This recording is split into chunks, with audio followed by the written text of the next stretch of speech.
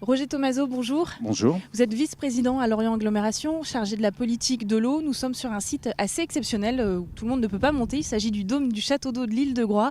Expliquez-nous d'abord un petit peu la place de l'île. L'île de Groix, c'est à peu près 2600 abonnés. Pour vous donner un ordre d'idée sur l'agglomération, il y en a environ 100 000. Bien sûr, il y a les particularités insulaires, on va dire. D'une part, il n'y a pas de fleuve sur l'île, donc l'eau potable est fournie par 4 forages actuellement et une réserve, donc la Port-Melun, qui vient compléter le besoin estival, puisque l'une des particularités aussi, c'est la variation du besoin, avec une augmentation très importante en été, durant la période estivale, puisque la population est multipliée à peu près par 4, donc les besoins aussi. Et ce sont des forages qui ont une faible capacité quelque part. Et il y a aussi le risque de l'impact de l'eau de mer. Donc il faut être très, très vigilant quant au pompage dans les forages. Donc on est conseillé par un hydrogéologue qui peut nous dire jusqu'à quand on peut pomper. Et donc cette réserve qui a été créée en 1967, je crois, donc ça fait 50 ans, permet de subvenir à ces besoins l'été. Alors, elle permet de subvenir aux besoins. Des fois, c'est un peu plus compliqué en période de sécheresse. Ça a été le cas notamment l'année dernière. Cette année, les nappes phréatiques ne sont pas non plus très élevées. Voilà, quel est le message à adresser en général aux Groisillons dans ce genre de situation ? Ce barrage donc, qui doit faire le plein durant la période hivernale ne l'a pas fait en 2017 et même actuellement en 2018, donc il y a encore un déficit important. Donc ça veut dire qu'on doit être très vigilant puisque l'île doit être quand même autonome. On n'a pas de possibilité de connexion avec le continent. Et donc à partir de là, à la population, on essaye d'informer, de sensibiliser. Il y a des touristes aussi à sensibiliser, puisqu'on sensibilise facilement les personnes du coin, mais après les touristes, c'est peut-être un peu moins simple. Quand je dis la population, les touristes en font partie. Les touristes en font partie, bien sûr, et c'est un élément important. Donc il y a eu des mesures aussi préfectorales de prise, puisqu'il y avait un arrêté sécheresse l'été dernier, qui limitait, qui interdisait l'arrosage des pelouses, le remplissage des piscines, ce genre de type. Comme dans le sud. Voilà.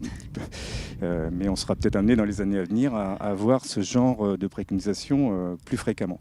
Donc il reste encore du travail à faire à ce niveau-là en termes d'économie d'eau. Alors on va encore profiter quelques instants de la vue et puis on va aller faire un petit tour du côté du barrage de Port-Melun. Merci. Roger Thomazeau.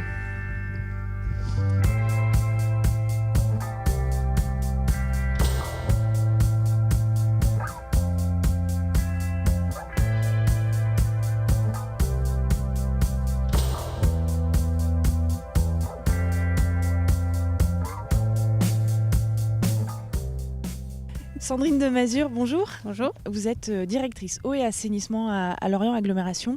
Oui. Rappelez-nous les problématiques d'une île en matière d'approvisionnement en eau et d'assainissement également, s'il vous plaît.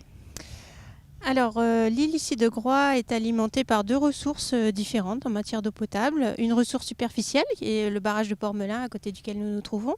Et puis 3 forages, donc des forages, c'est de l'eau souterraine, que l'on va aussi utiliser, notamment en période hivernale, pour alimenter les habitants de l'île.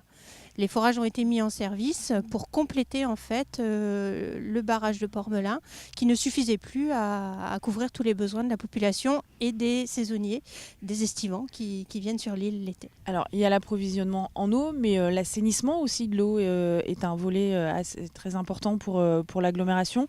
Comment ça se passe sur l'île ? Alors sur l'île, nous avons 4 unités de traitement des eaux usées, 2 stations d'épuration, au Grip et à Locmaria, et puis 2 lagunages également qui viennent compléter ce dispositif. On parlait des spécificités d'une île. Financièrement, ça implique quoi ? Et puis je crois qu'il y a aussi les techniciens qui habitent sur place. Alors, financièrement, il faut avoir à l'esprit qu'en gros, exploiter un service d'eau et d'assainissement sur une île ou réaliser des travaux sur une île, ça coûte en gros 40% de plus cher qu'une prestation équivalente sur le continent. Après, ce sont bien sûr des contraintes de pouvoir trouver du personnel qui soit sur l'île ou en tout cas qui accepte de venir sur l'île tous les jours pour y travailler. Ce sont des contraintes techniques également, puisque ces personnels qui sont en charge de l'exploitation des installations doivent être polyvalents. Ils ne peuvent compter que sur eux-mêmes ou sur un support à distance, mais en tout cas sur place, ce n'est pas une équipe complète que l'on va trouver. Donc ces agents doivent être polyvalents en eau et en assainissement. Ils doivent également pouvoir intervenir sur les usines de production d'eau, sur les stations d'épuration, sur les réseaux. Et tout ça, ce sont des techniques et des technicités différentes qu'ils doivent mettre en œuvre au quotidien. Néanmoins, aujourd'hui, notre attention est très concentrée sur cette île puisqu'on vient de reprendre en régie les services d'eau et d'assainissement au 1er janvier 2018 et on va réaliser des travaux très conséquents là qui impactent fortement le budget sur la station d'épuration du Grip pour un budget d'un peu plus d'1,4 million et sur la station de Port-Melun pour un budget de 3,3 millions. Donc effectivement, ramener à l'habitant, ça fait beaucoup d'investissements, mais ce sont des investissements aussi nécessaires. Les installations avaient vraiment besoin d'être modernisées. Je vous remercie